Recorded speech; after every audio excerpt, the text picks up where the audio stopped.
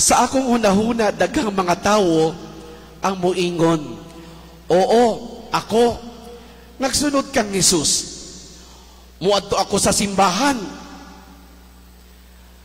Ang pag-anto sa simbahan, wala magpasabot nga musunod ka kang Jesus. Ang pag-anto sa simbahan, kinahanglan kabahin sa pagsunod sa Ginoo. Apan, adunay labaw paniini kay sa ni ana. Mahimo ka muadto sa simbahan ug dili mahimong sumusunod ni Jesus. Ang pagsunod kang Jesus dili lamang nagpasabot og pagsalig sa kung kinsa siya. Ang pagsunod kang Jesus dili lamang nagpasabot nga ikaw gusto kaniya. Ang pangutana mao, unsay kasabot sa pagsunod ni Jesus? Mga igsoon alang ni adtong unang mga disipulo, ang pagsunod ni Jesus nagpasabot sa literal, pisikal, pagbiya sa ilang nahimutangan o pagsunod kaniya, bisan asa siya muadto. Si Pedro o si Andres, Santiago o si Juan, ang tanan nagbuhat ni ana. Kining tanan nga mga lalaki, literal nga mibiya sa ilang gibuhat, gibiyaan nila ang mga butang og nagsugod sa pagsunod kang Jesus. Gibiyaan nila ang ilang mga pukot. Gibiyaan nila ang ilang mga pamilya, ang ilang mga prioridad, ang ilang mga plano. Gibiyaan nila ang ilang mga gitudlo. Gibiyaan nila ang tanan nga mga butang aron sundon si Jesus. They left everything. Ang ating pagsunod sa Panginoon, dapat wala tayong dadalin sa ating sarili. Sa Espiritu, sa pagkasadisipulo, ang pagsunod kang Jesus nagpasabot nga lain ang atong buhaton. Nga naay mga butang nga atong biyaan. Ang pagsunod kang Jesus nagpasabot gihapon sa pagbiya sa pipila ka mga butang sa pagsunod kaniya sa bag-ong kinabuhi. Dapat daw, kung ikaw ay na kay Kristo, ikaw ay may bagong buhay. Hindi ka namumuhay sa dati. Kini nagpasabot nga imong gibiyaan ang kinabuhi nga mahimo nimong giplano nga nakasentro sa imong palibot. Sa imong pagsunod kang Jesus, ang imong kinabuhi mahitungod kaniya na sentro kini libot kaniya. Karon ang pangutana sa atong kinabuhi, dili na kung unsa ang gusto natong buhaton. Kini ang gisulti niya nga atong buhaton. Dili na kini ang imong gibati nga buhaton. Kini ang gisugo sa iyang pulong nga imong buhaton. Ang imong kinabuhi dili bahin sa kung unsa ang imong maabot dinhi sa yuta. Apan kung unsa ang imong gitipigan sa langit. So ang buhay daw ay hindi nakasentro dito sa mundo. Tayo ay papunta sa langit. Huwag kang magmahal na mga bagay dito sa lupa. Iiwanan mo yan. Wala kang madadala. Hindi mo pwedeng ilagay sa iyong kabaong ang iyong napakagandang Fortuner, Montero, ang iyong magandang bahay. Dili mo maisulod sa kabaong. Wala tayong madadala.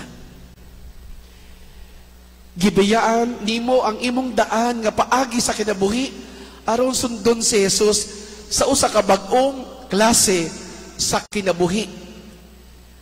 Dapat daw, we live in a new life. May bago kang pananaw. Ang mga magulang, inihahanda ang buhay ng mga anak.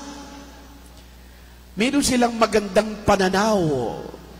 Dapat ang mga anak, meron din silang magandang pananaw sa kanilang pagmamahal sa kanilang mga magulang. Mga igsuon, ang pagsunod kang Jesus, wala magpasabot nga mahimo nimong ipadayon ang bisan unsa nga imong gibuhat kaniadto. Karon pa lang napasaylo na ang imong mga sala tungod kay aduna kay Jesus nga maghinlo sa imong luyo. Dili ang tinuod nga pagsunod kang Jesus naglakip sa pagbiya sa imong sala aron sa pagsunod kaniya sa usa ka bag-ong ug balaan nga kinabuhi. Usa ka maayong pangutana nga angay natong ipangutana sa atong kagalingon mao ang unsa akong gibilin para kang Jesus. Naggugol ba kita og igong panahon sa atong pag-ampo? Kita ba nahimong mas sama kaniya? Mas mapainubsanon? Mas nagsalig kaniya? Mas balaan? Gibuhat ba nato ang buhaton ni Jesus niining kalibutana? Muadto ba kita? Asa muadto si Jesus? Paminaw mga igsuon. Kung dili ka muadto, kung asa muadto si Jesus, dinhi sa kalibutan, ug wala nimo buhata kung unsa ang buhaton ni Jesus, nansa unsa nga diwa makaingon ka nga ikaw nagsunod kang Jesus. Sa atong misyon, isip nga mga disipulo ni Kristo, kinahanglan nga natong timbang-timbangon ang atong responsibilidad. Responsibilidad nato nga magmatinud-anon sa Dios aron mainlhan ang Dios sa kalibutan. Apan dili kita responsable kung unsa ang tubag sa mga tao kanato.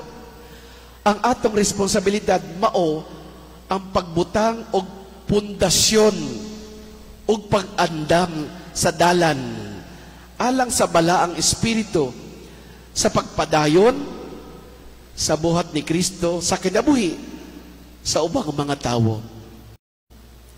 Simbahan usa ka misyonaryo sa iyang bukasyon. Mao nga kita kanunay nagpadayag kang Kristo sa kalibutan, kanunay kitang nag-andam sa dalan alang sa pag-abot ni Kristo, kanunay kita magmisyon. Mayroon daw tayong misyon na gagawin. Gipadayon nato ang misyon ni Jesus sa atong panahon, sama sa gibuhat sa 12 nga mga apostoles sa ebanghelyong nga atong nadungog. Makapamatuod ta sa presensya sa Diyos sa atong kinabuhi. Mga igsuon, pinaagi sa gasa sa grasya sa Diyos nga gihatag ka nato sa bunyag, gitawag kitang tanan ni Jesus aron mahimong iya mga disipulo. Ang usa ka Kristohanong disipulo mao ang usa nga nakakaton sa usa ka kompleto, nagkayusa, komprehensibo nga dalan sa kinabuhi gikan kang Jesus. Isip mga Kristohanon, naningkamot kita nga magkinabuhi nga balaan sa bisan unsang kahimtang sa atong kinabuhi. Ulitawo, minyo, giordinahan, gisaad, o gikonsagrar. Ang kinabuhi sa usa ka disipulo nakagamot sa kalipay, kalinaw, o gugma.